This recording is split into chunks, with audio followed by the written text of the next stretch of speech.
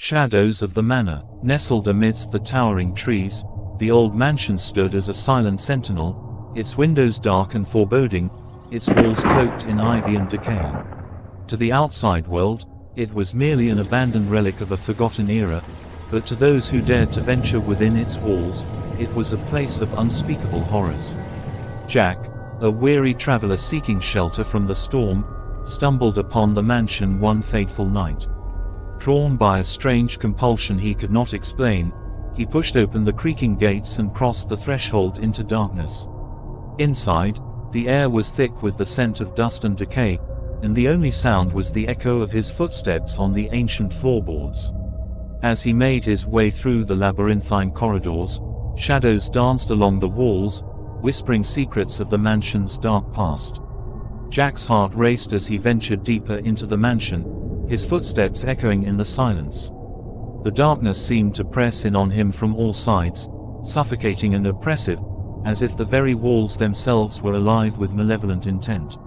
Suddenly, a chill ran down Jack's spine as he heard the faint sound of laughter echoing through the halls. It was a chilling, otherworldly sound, filled with madness and despair, and it sent shivers down his spine. Ignoring the voice of reason screaming in his mind, Jack pressed on, driven by a morbid curiosity to uncover the secrets of the mansion. But with each step he took, the shadows seemed to grow darker, the air thicker with a sense of dread. And then, just as he thought he could go no further, he stumbled upon a door hidden at the end of a long, narrow corridor. With a trembling hand, he pushed it open, revealing a room bathed in moonlight. But what he saw inside was like something out of a nightmare. The walls were lined with shelves upon shelves of decaying books, their pages yellowed with age and filled with incomprehensible symbols. In the center of the room stood a solitary figure, its eyes glowing with a malevolent light, its twisted form shrouded in darkness. With a cry of terror, Jack turned to flee, but it was too late. The shadows of the mansion had claimed him as their own, and he would never escape the grasp. As Jack raced through the maze-like corridors of the mansion, the shadows seemed to coil and twist around him, their icy fingers reaching out to ensnare him in the grasp. His heart pounded in his chest, his breath coming in ragged gasps as he desperately sought an escape from the nightmare that had consumed him. But no matter which way he turned, the mansion seemed to shift and change around him, leading him further into its dark depths. The air grew colder with each passing moment, and Jack could feel the weight of unseen eyes watching his every move.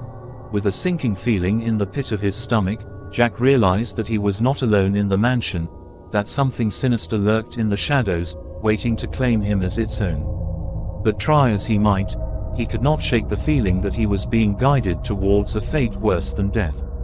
And then, just when he thought all hope was lost, he stumbled upon a staircase hidden behind a crumbling wall.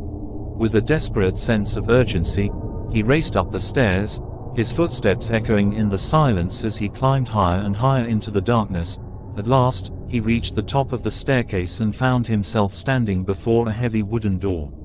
With a trembling hand, he pushed it open, revealing a room bathed in an eerie blue light, but what he saw inside made his blood run cold. The room was filled with mirrors, their surfaces reflecting twisted and distorted images of Jack's own face. And in the center of the room stood a figure cloaked in shadow, its eyes glowing with a malevolent light. With a cry of horror, Jack stumbled backwards, his mind reeling with fear and disbelief. He knew then that he had stumbled upon something beyond his comprehension, something ancient and evil that had been lurking in the shadows of the mansion for centuries. And as the figure advanced towards him, its twisted form moving with unnatural grace, Jack knew that he had no choice but to confront the darkness that had consumed him. With a final prayer on his lips, he stepped forward to meet his fate, knowing that whatever lay ahead, he would face it with courage and determination.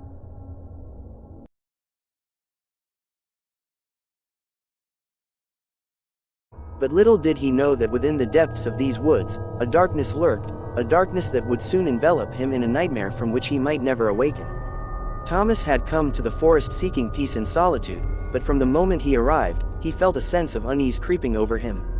The air was thick with the scent of pine and damp earth, and the trees seemed to loom overhead like silent sentinels, their branches twisting and reaching towards the sky like skeletal fingers. As the sun dipped below the horizon and darkness descended upon the forest, Thomas huddled by the fire, the crackling flames offering little comfort against the encroaching night. He tried to shake off the feeling of foreboding that clung to him like a shroud, but no matter how hard he tried, he couldn't escape the sense that he was being watched. And then, just as he was about to retire for the night, he heard it, a soft, whispering sound echoing through the trees like the ghostly murmur of the wind. At first, he dismissed it as nothing more than a trick of his imagination, but as the whispers grew louder and more insistent, he knew that something was terribly wrong. With a sense of growing dread, Thomas ventured out into the darkness, his footsteps muffled by the thick carpet of pine needles that covered the forest floor. The whispers seemed to lead him deeper into the woods, beckoning him with their siren song, until he found himself standing at the edge of a clearing bathed in moonlight. And there, in the center of the clearing, he saw it, a figure cloaked in shadow, its eyes burning with a malevolent light. Frozen in terror, Thomas watched as the figure stepped forward, its form shifting and changing with each movement, until it resembled something out of his worst nightmares. With a cry of fear, Thomas turned and ran, his heart pounding in his chest as he fled through the forest, the whispers of the night following close behind. But no matter how fast he ran, he could not escape the darkness that pursued him, and as he stumbled through the underbrush, he knew that he was not alone in the forest, that something sinister lurked in the shadows, hungry for his soul. Thomas ran blindly through the darkened forest, his heart pounding in his chest, his breath coming in ragged gasps. The sinister whispers seemed to echo all around him, taunting him, driving him deeper into the heart of the woods. As he stumbled over roots and fallen branches, the forest seemed to come alive with unseen terrors, the shadows twisting and writhing like living things. Every sound, every rustle of leaves, sent a shiver down his spine, and he knew that he was being hunted. But still, he pressed on, driven by a primal instinct to survive. He couldn't shake the feeling that the figure he had seen in the clearing was still following him, its eyes burning with a hunger that sent chills down his spine. Finally, after what felt like an eternity, Thomas burst into a small clearing, the moonlight filtering through the canopy above, casting eerie shadows on the forest floor. Desperate for respite, he collapsed onto the ground, his chest heaving with exertion. But his relief was short-lived, for as he lay there catching his breath, he heard it, the soft, whispering sound, closer now, more insistent than ever. With a sinking feeling in the pit of his stomach, Thomas realized that he had led the darkness right to his doorstep. As he scrambled to his feet, ready to flee once more, he saw it, the figure emerging from the shadows, its form twisted and grotesque, its eyes burning with a hunger that sent a cold chill down his spine. With a cry of terror, Thomas turned and ran, his footsteps echoing through the silent forest. But no matter how fast he ran, he could not escape the darkness that pursued him, its tendrils reaching out to ensnare him in its grip. And then, just as he thought all hope was lost, he saw it, a glimmer of light in the distance, the faint glow of civilization beckoning him forward. With renewed determination, he pushed himself to go on, to keep running until he reached safety. As he burst out of the forest and into the open, gasping for breath, he knew that he had escaped the darkness, for now. But deep down, he knew that the forest held secrets darker than he could ever imagine, and that he would never truly be free from its grasp.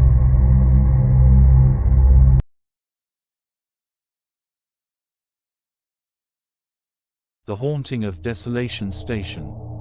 In the heart of a desolate landscape, where the dusty road stretched on endlessly and the sun beat down mercilessly upon the earth, there stood a solitary bus station. Its concrete walls were weathered and cracked, the faded sign barely visible amidst the swirling dust.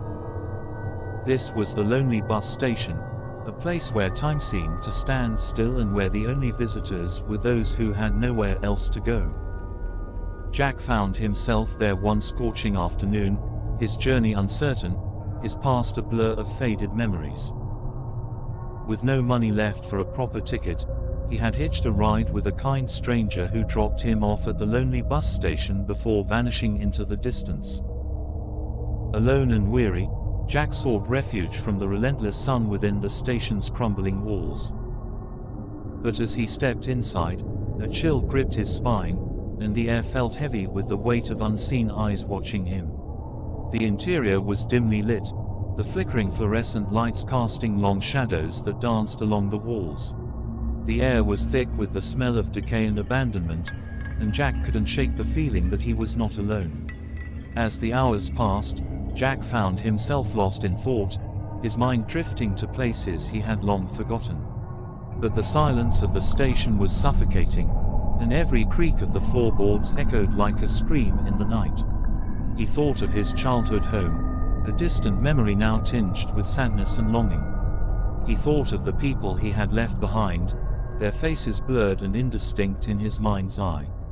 But amidst the loneliness and despair, there was a flicker of hope, a glimmer of possibility that kept Jack going. But as the sun dipped below the horizon and the station plunged into darkness, that glimmer of hope faded, replaced by a gnawing sense of dread.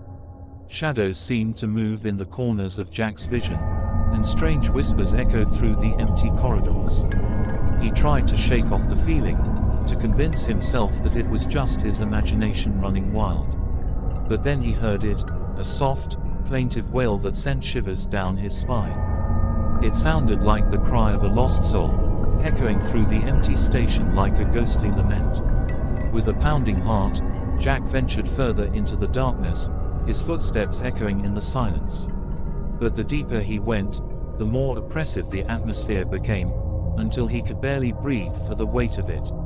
And then, just as he reached the heart of the station, he saw it, a figure standing in the shadows, its eyes glowing with a malevolent light. It was like nothing Jack had ever seen before, a twisted, grotesque creature that seemed to flicker in and out of existence like a trick of the light. Frozen in terror, Jack watched as the creature stepped forward, its form shifting and changing with each movement. And then, with a guttural growl, it lunged at him, its claws outstretched and gleaming in the darkness. With a cry of fear, Jack turned and ran, his heart pounding in his chest as he fled into the night. He didn't stop until he was far from the lonely bus station, far from the horrors that lurked within its crumbling walls.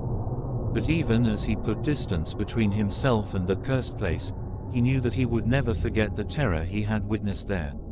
For some places are not meant for the living, and the lonely bus station was one such place, a place where nightmares dwell and the boundaries between this world and the next are thin indeed.